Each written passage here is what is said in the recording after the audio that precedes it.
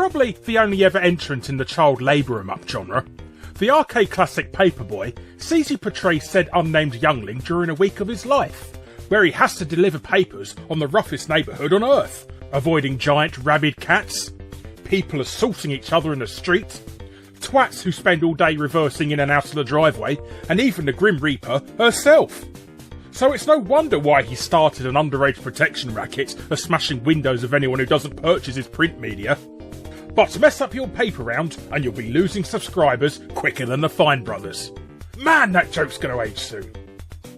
Now, Paperboy was a game ported to every system imaginable, and even has the honour of not only being the first ever American developed NES game, but also the first ever British developed Master System game. But we're not here to talk about those. Oh no. We're here to talk about Elite's ports for the Amstrad CPC. The Amstrad version is certainly a pretty game.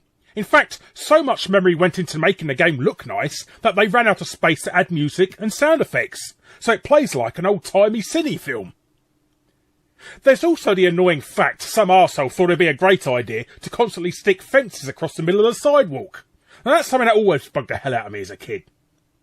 But all in all, it was probably the best of the British 8-bit home computer ports, even if you can't cheese the entire game by just running along the curb. Anyhow, unknown to anyone for years, this was actually Elite's second attempt at porting Paperboy to the Amstrad. The original was an awful port of the Spectrum version, and basically looks like the inside of a migraine with its choice of garish colours. But luckily, Elite saw sense at how terrible it was, and promptly cancelled the game, redesigning it from scratch.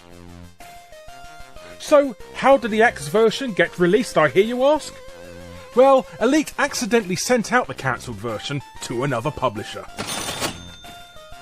The Spanish game publisher, MCM Software, asked Elite if they could publish the game there.